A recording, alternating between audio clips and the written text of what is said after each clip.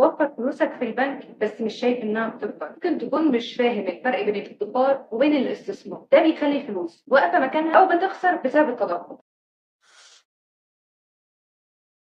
النهارده هنتكلم عن موضوع مهم لأي حد عايز يتحكم في فلوسه ويحقق أحلامه المالية، فرق ما بين الادخار والاستثمار. أول حاجة هنتكلم عنها ليه الادخار مهم. هو الادخار مش حكاية إنك تحط فلوس في البنك أو تحت المخدة، هو الأساس اللي بيخليك تحس بالأمان المالي، تقدر تواجه أزمات في حياتك ما تقلب الدنيا فوق تحت. وبصينا للادخار كأنه شبكة أمان، دي شبكتك اللي بتحميك لما تواجه أي أزمة مالية، سواء كانت مرض أو فقدان وظيفة أو أي ظرف طارئ. لكن الادخار مش لازم يكون مجرد حفظ فلوس سايبة، لازم يكون الادخار واعي ومنظم، يعني تحط ميزانيه معينه للادخار تلتزم بيها شهريا مهما كانت. ليه بقى الادخار مهم؟ احصائيات بتقول ان 60% من الناس مش عندهم مدخرات كافيه تكفي 3 شهور من مصاريفهم، وحصل ظرف طارئ مفيش ادخار تضطر تقترض بفوائد عاليه او تعيش في ضغط مالي كبير. تاني حاجه انه بيخليك تستعد للمستقبل، سواء بقى كنت عايز تشتري بيت او تبدا مشروع او حتى تسافر، الادخار هو البدايه اللي بتجهز بيها للمستقبل. تالت حاجه بيقلل من التوتر النفسي، الباحثين بيأكدوا ان الادخار بيدي شعور بالراحه والطمانينه لانك عارف انك عندك امان مالي. طيب ازاي تدخر بذكاء؟ حدد هدف ادخار واضح، ما تقولش انا عايز احوش 20,000،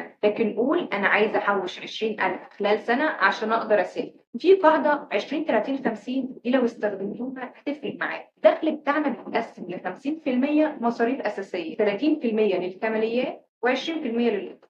خلي الادخار اولويه زي الفواتير بالظبط، اول ما تستلم دخلك خد منه جزء للادخار عليه. كمان عشان تقدر تعمل ده لازم تتجنب النفقات الفجائيه، يعني قبل ما تشتري حاجه مش محتاجها اسال نفسك هل هي ضروره فعلا. وممكن تعمل حاجه بقى لو مش قادر تتحكم في كل دول، الادخار التلقائي. ممكن تحدد مع البنك مبلغ شهري يتحول لحساب اخر تلقائي. الادخار التقليدي في البنك ممكن يحافظ على فلوسك بس مش هيخليها تكبر. نتيجة التضخم بيقلل القيمة الشرائية للنقود مع الوقت، عشان كده الادخار مهم كخطوة أولى، لكن لازم تفكر في استثمار جزء منه بعد ما تبني شبكة أمان. الادخار أول خطوة لرحلتك نحو الثراء لكن مش نهايتها. لما نيجي بقى نتكلم عن الاستثمار لازم نعرف إنه مش للناس بس اللي معاه فلوس كتير، هو أداة لأي حد عايز يزود دخله ويبني ثروة على المدى الطويل. الاستثمار يعني إنك تدي فلوسك فرصة تنمو وتتضاعف بدل ما تفضل واقفة في البنك أو تحت السرير. طيب ليه الاستثمار بقى مهم؟ أول حاجة هو بيحميك من التضخم، التضخم بيقلل قيمة الفلوس مع مرور الوقت، يعني لو خدت فلوسك وثبتها قيمتها بتقل. الاستثمار هو السلاح اللي بيخلي فلوسك تكبر ويقلل قيمة التضخم. تاني حاجة بيبني لك دخل ثابت، لما تستثمر صح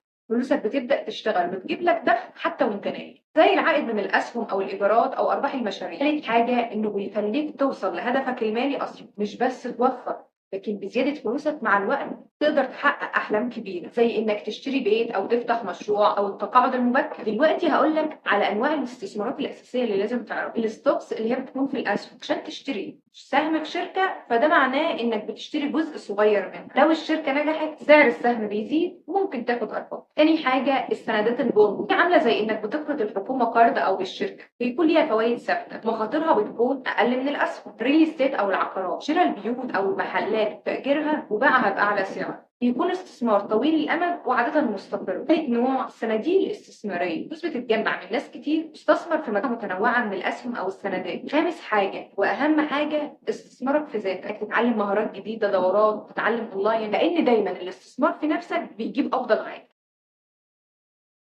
ابدأ صغير ومتدرج، مفيش حد بدأ مليونير في يوم واحد. ابدأ بمبالغ صغيرة وتعلم كل يوم. افهم قبل ما تستثمر، ما تحطش فلوسك في حاجة مش فاهمها، ابحث، اقرا، اسأل خبراء. تنويع، ما تحطش فلوسك في مكان واحد، وزع استثماراتك عشان تقلل المخاطر. الصبر، الاستثمار مش لعبة عشان يخلص في يوم وليلة، لازم تصبر، تدي فلوسك فرصة تانية. تابع استثماراتك، ما تسيبهاش على طول، تابع السوق وتعلم من التغير. الاستثمار عمره ما كان خيال علمي، مش لازم تكون خبير او عندك مبالغ ضخمه، كل واحد يقدر يبدا، المهم تكون عندك معرفه واسلوب واضح في التعامل مع الفلوس. استثمارك هو السلاح اللي هيساعدك تغير حياتك للافضل، يرفع مستواك المادي، يخليك تستمتع بحريه ماليه حقيقيه. ابدا النهارده، خليك دايما متعلم ومتطور، اقرا كتب زي الاب الغني والفقير، فكر ان تصبح غنيا، المستثمر الذكي، واسال ناس ناجحه وخد رايهم قبل ما تخاطر بالفلوس. خلونا نختم الفيديو بتاعنا بقول مهم جدا، لا تستثمر ما لا يمكنك تحمل خساره. ابدا دلوقتي وحط خطه ماليه واضحه، وما تنساش خطوه جديده،